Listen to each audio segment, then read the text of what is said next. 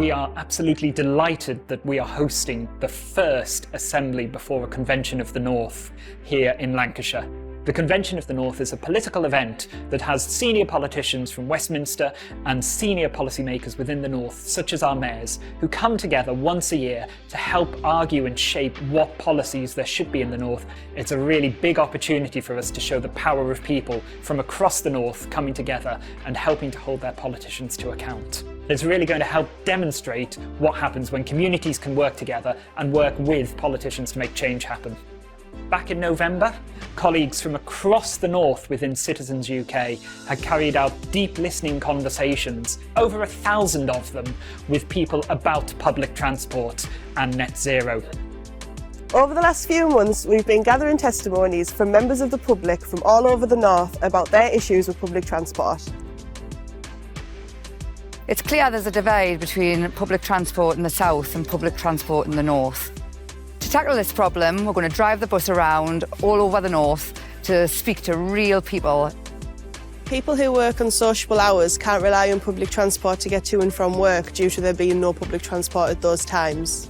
People on benefits reported having to borrow money to be able to attend regular appointments due to not being able to afford bus travel. It costs some people up to £92 a month to travel between zones. It often feels like the quick fix is more buses, but in terms of sort of a sustainable future for bus services, I think there needs to be a more appropriate funding model. At the minute, all the costs are placed directly on the consumer, and for students especially, we often don't have the money to foot that bill. I used to live in central London, and you'd never dream of using a car for things because there was such a good public transport system. But that's not quite true in the rest of the country. Particularly, it's not true in the kind of more rural areas where if you've got a bus, it runs every hour and maybe it stops at 6 o'clock in the evening. From hearing their experiences, we're now able to take it to the people who've making the decisions so that they can have a real impact on people's lives. People are struggling to get to work, they're struggling to care for family because there isn't that same connection. These testimonies informed our discussion topics for our fringe event for the Convention of the North, where we challenged powerful decision makers to work more closely with civil society to resolve these issues. Would you be able to commit to working with us and help sign the pledge? Yes, absolutely. The answer is in very, very briefly, yes. And you've certainly got my commitment to move it forward as well.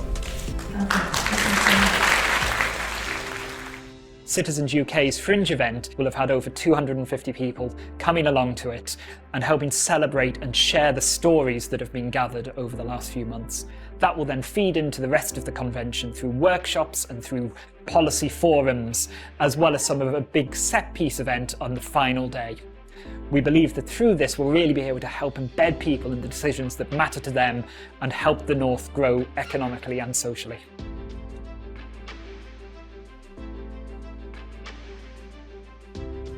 We're here today at the Convention of the North to ask regional mayors to sign our Citizens of the North statement and pledge their support to our campaign.